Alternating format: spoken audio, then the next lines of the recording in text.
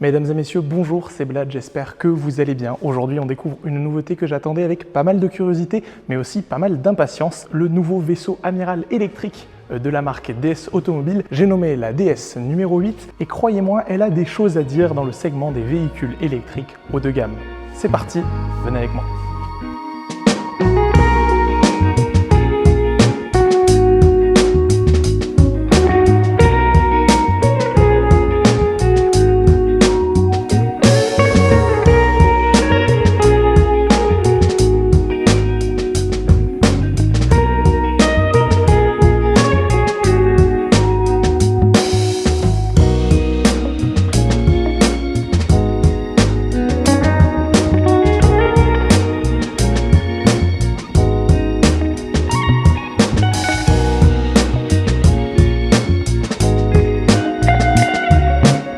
Dès le départ, cette DS numéro 8 en impose avec cette silhouette hyper élancée, avec les lignes très tendues, à mi-chemin entre la berline et le SUV coupé. Elle est finalement assez posée avec des proportions plutôt équilibrées et une ligne de toit très fuyante vers l'arrière. Tout cela, ça lui donne un dynamisme qui est quand même assez élégant. C'est clairement un design qui est statutaire, mais avec cette petite touche d'expressivité supplémentaire qui est chère à DS. La face avant attire tout de suite l'attention. La calandre est rétroéclairée, le logo DS est illuminé. Il a d'ailleurs un petit peu changé par rapport aux autres modèles. Vous avez une signature lumineuse qui est très affirmée et expressive, jusque dans les moindres détails avec les 8 diamants présents dans chaque feu. La signature lumineuse, elle intègre le Pixel Light Vision 3.0, permettant une zone d'éclairage encore plus précise, certes un petit peu moins précise que certains cadors de la catégorie en termes de phare, je pense par exemple à Audi ou encore Mercedes, mais on s'en rapproche quand même pas mal avec cette nouvelle itération. D'autres réglages permanents permettent de les rendre adaptatifs, et puis vous avez quand même un travail qui est hyper intéressant ici à l'avant, entre les sabres littéralement sur les côtés, le petit badge étoile en bas du capot avec la double nervure qui poursuit jusqu'en haut, et finalement c'est une face avant qui est vraiment large avec l'horizontalité des lignes multiples vraiment sur cette face avant, sans oublier de montrer un petit peu le côté SUV avec le sabot en bas, avec les lignes verticales dans la calandre, avec encore une fois de la verticalité ici sur les sabres. Bref, c'est une face avant qui est cohérente et qui est hyper sympa. Pas autant que l'arrière selon moi, donc suivez-moi, on va en parler tout de suite. À l'arrière, vous avez cette signature lumineuse qui est absolument spectaculaire, hyper travaillée, ciselée comme du cristal, on dirait des petites écailles, c'est absolument magnifique. Vous avez, et encore une fois, de l'horizontalité ici, mais également une partie verticale hyper impressionnante, de multiples stries également qui sert, elle, de clignotant, comme à l'avant. Pour moi, c'est l'une des plus belles signatures lumineuses de la production française actuelle. Je pense que quand vous en suivrez une, vous saurez de quoi il s'agit, c'est superbe. Pour sortir uniquement du domaine de la signature lumineuse, on a quand même une vraie cohérence stylistique. Ici, on reconnaît vraiment du DS, même si on perd un petit peu en élégance, je trouve, avec cet immense lettrage sur la partie arrière. La voiture est large, donc ça lui va bien, mais voilà, moi je trouve qu'un logo simple, c'est toujours mieux. Malheureusement, on perd les logos au profit de monogrammes de plus en plus sur les voitures. On a quand même vraiment une cohérence stylistique qui est assez poussée entre concept car et production en série. C'est vraiment sympa, cette horizontalité, cette verticalité, toute mélangée. C'est super joli, ça élargit la voiture, ça l'assoit aussi un petit peu parce qu'elle est quand même assez haute à l'arrière. C'est très réussi pour moi. Sur le côté, les détails premium ne manquent pas. Vous avez déjà le vitrage qui est sans joint apparent. Vous avez également de grandes jantes qui vont de 19 à 21 pouces. Ici, c'est les 20 pouces et les 21 pouces sont aéro pour améliorer l'autonomie. Vous avez également des poignées affleurantes et une poignée dissimulée dans le montant ici pour l'arrière. Les lignes sont extrêmement tendues, ça rend la voiture beaucoup moins haute visuellement et beaucoup plus longue. Elle ne fait que 4,82 m, mais on dirait qu'elle en fait bien plus. Franchement, c'est un côté très sympathique et il est rehaussé par une peinture Biton en option où vous pouvez avoir donc le cristal perle en bas et le toit et le capot noir. Et voilà, ici c'est en noir simplement, ça reste statutaire, très classe, j'aime beaucoup. Passons à l'intérieur où l'on entre dans un véritable salon roulant qui traduit à merveille l'artisanat à la française. Ici encore, DS nous montre à quel point ils soignent leurs matériaux. Vous avez du cuir pleine fleur Nappa absolument partout où vous en avez, et il y en a à foison sur le tableau de bord ici, en dessous, sur le volant, au centre du volant, au centre entre les deux passagers sur les sièges qui sont d'ailleurs d'un confort extrême, mais on en reparlera, sur les contreportes quasiment jusqu'au milieu. Bref, évidemment de l'aluminium, l'un des défis techniques à l'intérieur de cette DS numéro 8 avec une découpe laser au niveau de l'Electra 3D par focale qui présente un nombre incroyable de haut-parleurs. Chaque matériau est vraiment assemblé avec soin. Ici, il n'y a rien qui bouge, tout est hyper solide, c'est super bien fait, rien ne craque, les aérateurs sont très fins, magnifiques, eux aussi avec de l'aluminium brossé.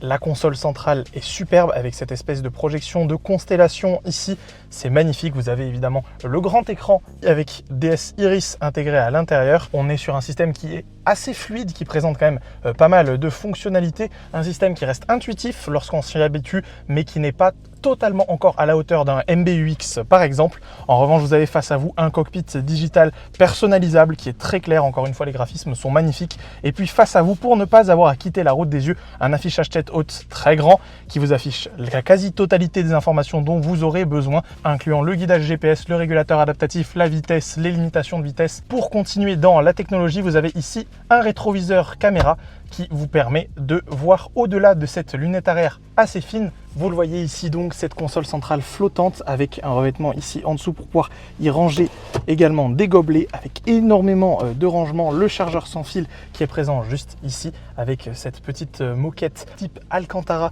qui est très agréable. La constellation, comme on l'a dit, les rangements avec du cuir absolument partout. Et puis on en parlait de ce volant qui est donc en cuir pleine fleur, en X-shape comme ils l'appellent chez DS, en X. Vous n'avez donc pas des branches traditionnelles, mais plutôt quelque chose qui rappellerait presque un gouvernail de bateau. C'est hyper joli.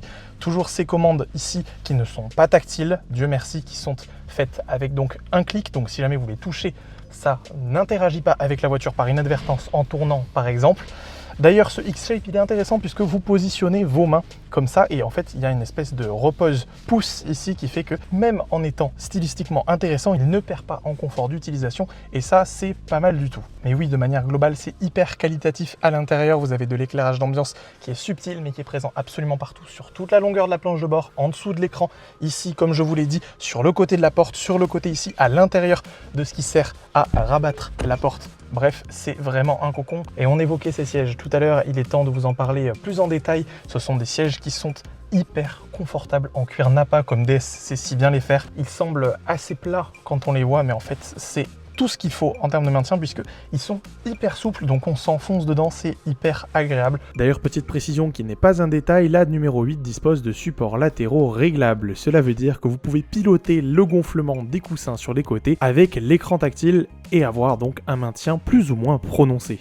Le cuir est d'une souplesse, comme je l'ai dit, qui est assez hors du commun. Vous avez également le massage, la ventilation, le chauffage, mais quelque chose d'inédit dans la catégorie, juste au-dessus du logo DS rétroéclairé, vous avez un chauffe-nuque qui est présent, qui rend l'expérience à l'intérieur de cette voiture encore plus confortable et digne d'un cocon, comme je l'ai dit tout à l'heure. Et puis pour compléter tout ça, même si on s'attardera sur l'aspect technique tout à l'heure, vous avez juste ici caché en direction de la route une caméra qui lit justement cette route pour le DS Active Scan Suspension System qui vous permet d'avoir une suspension adaptative en fonction du mode de conduite, du type de conduite, mais également et surtout qui prédit la route pour être sur un effet véritablement tapis volant. C'est un succès cette suspension, notamment sur le DS7 où je l'adore. Il sera intéressant de voir lors d'un essai routier, si jamais vous faites marcher cette vidéo autant qu'il le faut, si cette suspension est à la hauteur des attentes.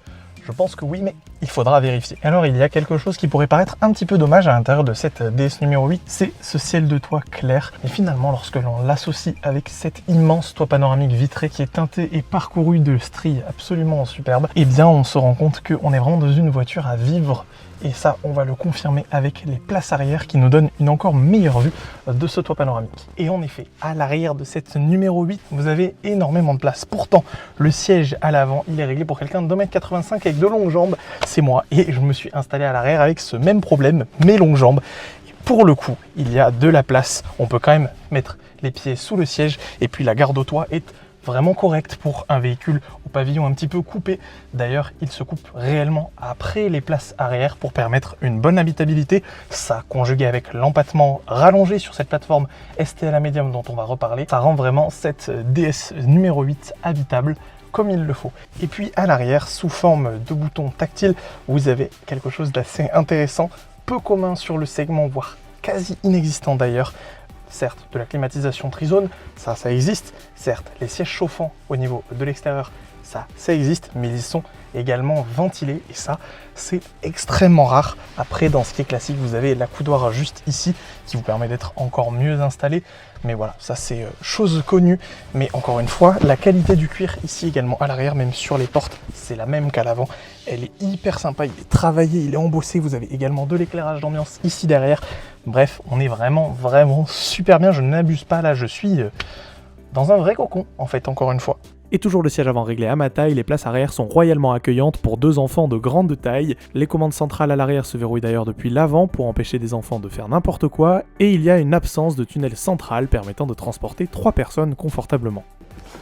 En ce qui concerne le coffre, malgré une ouverture qui est hyper spacieuse pour le coup, moi je suis un poil déçu par l'absence de plancher totalement plat. C'est assez dommage du coup pour pouvoir charger des objets, même si c'est quand même pas le but de cette voiture, vu la taille du coffre qui est quand même assez grande, pas la plus grande de la catégorie, mais quand même ce système de plancher assez intelligent. On aurait aimé quand même un plancher plat, mais c'est rien de bien grave. Dans ce coffre on a quand même une sensation de premium qui continue, avec des moquettes de qualité, un double éclairage, bref, c'est pas si mal. Et également la planche de coffre qui elle aussi est en feutrine, ça il n'y a pas de surprise. Et le volet est motorisé aussi pour la fermeture logique. En ce qui concerne la partie un petit peu plus technique, il faut bien le faire, sous le capot ou plutôt sous le plancher puisque c'est une voiture 100% électrique, vous avez la plateforme STLA Medium présente ici avec une batterie de 98 kWh qui en version 4 roues motrices 350 chevaux long range propose donc près de 700 km d'autonomie.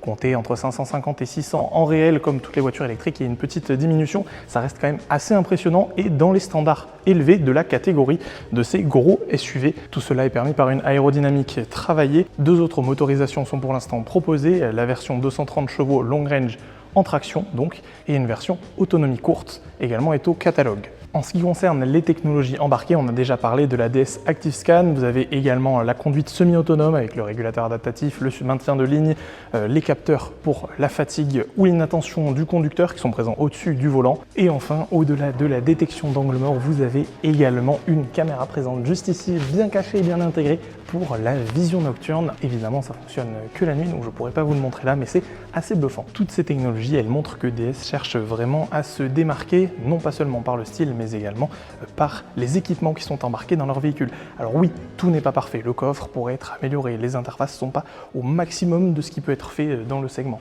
mais c'est une excellente proposition qui pour moi est une vraie réussite. Elle est mature, elle est assumée, elle montre que DS est capable de faire du vrai premium, de l'haut de gamme, même dans un monde qui est quand même finalement assez concurrentiel. C'est désirable, ça a du sens, surtout face à une concurrence qui aujourd'hui est un petit peu en chute libre en termes de qualité perçue, de fiabilité par rapport à l'image qu'ils ont. Il faut rappeler que cette DS numéro 8, toute option, littéralement, vous ne pouvez rien faire de plus, elle est à 83 000 € clé en main. C'est le prix de la nouvelle Mercedes CLA et il faut encore y rajouter des options. Oui, une CLA, soit un véhicule avec moins d'équipement, moins premium, moins qualitatif. Et si chez la marque à l'étoile, vous souhaitez avoir quelque chose d'équivalent, ce sera une QE, et encore, c'est pas tout à fait équivalent, et vous devrez rajouter un bon petit billet de 30 000 € minimum. Simulation faite sur les configurateurs ce matin. Pour un truc qui a un look d'œuf alors que Pâques c'était il y a 1 mois et demi, pour moi ça passe moyen. Pour moi cette DS numéro 8 a donc vraiment un sens. Et voilà, cette vidéo arrive à sa fin. N'hésitez pas à me dire si jamais elle vous a plu en mettant un like, en vous abonnant si ce n'est pas déjà fait, également en me le commentant, mais également ça va être très important puisque dans quelques semaines cette DS numéro 8 arrive officiellement en concession pour les essais, etc. Si vous voulez que j'en prenne le volant, ça ne tient qu'à vous. Je vous remercie et je vous dis à bientôt. Ciao.